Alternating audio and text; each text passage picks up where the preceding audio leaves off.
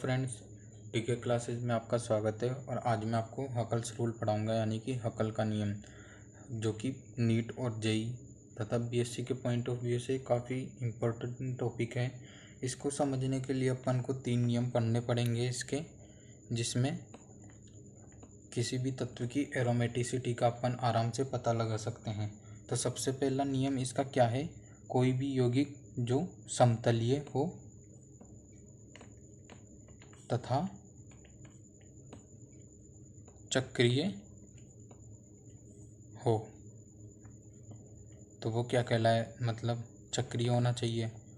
और दूसरा क्या है? अनुनाद शो करना चाहिए वो तत्व, ठीक है ना। और तीसरा नियम क्या है इसका?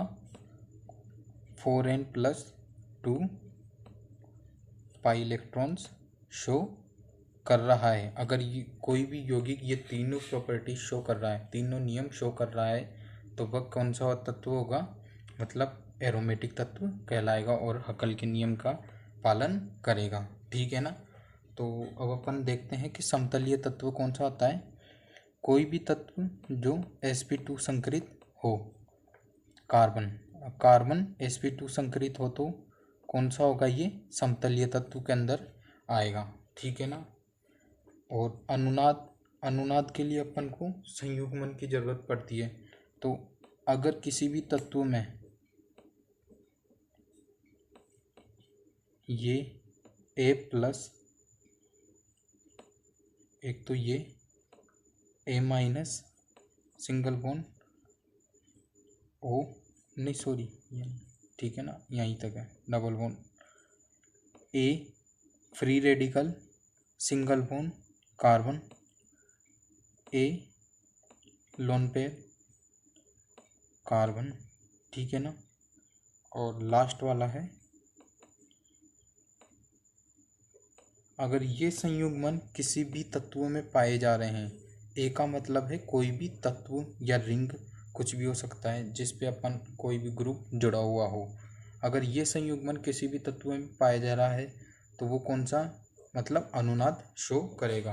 और चक्रीय का मतलब क्या होता है, मतलब वो रिंग के रूप में होना चाहिए, ठीक है ना।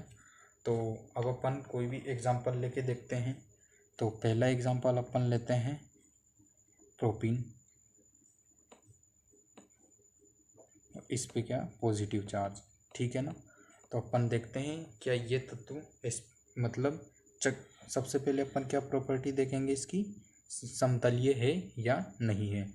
तो समतलीय होने के लिए क्या चाहिए, ये यौगिक sp2 संकरित है, ये भी क्या है sp2 संकरित कार्बन है, इसमें ये भी sp2 संकरित कार्बन है। तो अगर तीनों sp2 संकरित कार्बन है तो क्या होगा, वो तत्व समतलीय होगा। तो ये तत्व अपने पास क्या मिल गया अपन को, समतलीय रिंग के फॉर्म में है, तो क्या होगा, चक्रीय भी है अपने पास ये तत्व। अब अपन देखेंगे क्या ये तत्व रेजोनेंस शो कर रहा है क्या। तो रेजोनेंस शो करने के लिए A+ कार्बन और डबल बॉन्ड के साथ जुड़ा हुआ होना चाहिए। तो ये प्रॉपर्टी, कोई भी कार्बन है पॉजिटिव चार्ज के साथ जुड़ा हुआ है, प्लस कार्बन और ये डबल बॉन्ड से जुड़ा हुआ है, इधर भी यही शो कर रहा है, तो ये तत्व क्या करेगा, रेजोनेंस भी शो करेगा, ठीक है। तो अपने पास ये दोनों प्रॉपर्टी तो शो हो गई इसमें।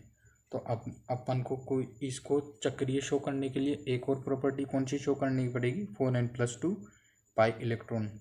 अब 4n+2 पाई इलेक्ट्रॉन्स को अपन किस प्रकार से देखेंगे, 4n का मतलब 4n+2। अब इसमें पाई इलेक्ट्रॉन की संख्या कितनी है, एक यहाँ पर है और एक यहाँ पर है, तो कितने पाई इलेक्ट्रॉन से इसमें, 2, ठीक है ना। अब इनमें n का नंबर क्या होना चाहिए, पूर्णांक के रूप में, और 0 और पूर्णांक के रूप में होना चाहिए। तो ये क्या शो करेगा, हकल्स के नियम का पूर्ण रूप से पालन करेगा, ठीक है ना। तो ठीक है, अब यहाँ से देखते हैं अपन n बराबर 2 - 2/4।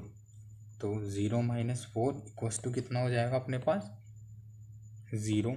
तो ये क्या शो करेगा प्रॉपर्टी, ये भी हकल के नियम का पालन कर रहा है। अब इसमें ये तीनों प्रॉपर्टी शो हो गई, तो ये कौन सा वो तत्व कहलाएगा? एरोमेटिक। ठीक है ना।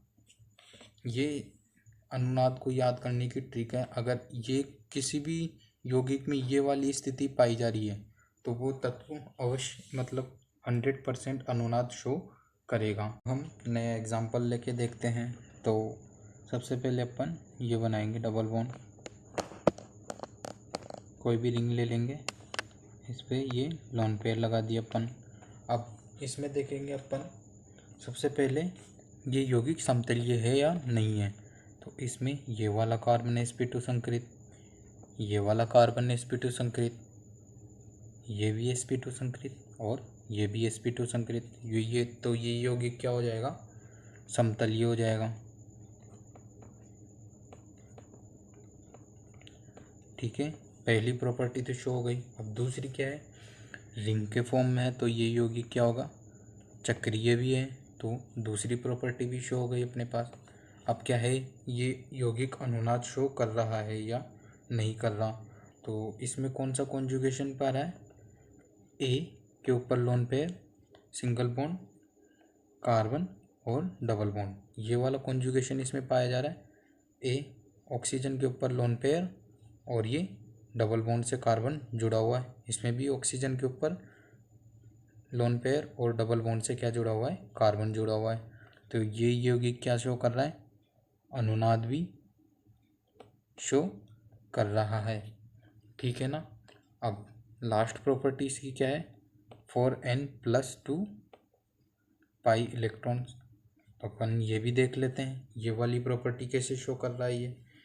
तो 4n+2, अब पाई इलेक्ट्रॉन्स की संख्या कितनी है इसमें? 1 2 3 4। ठीक है, और एक लोन पेयर में क्या? एक पाई इलेक्ट्रॉन होता है। ठीक है ना।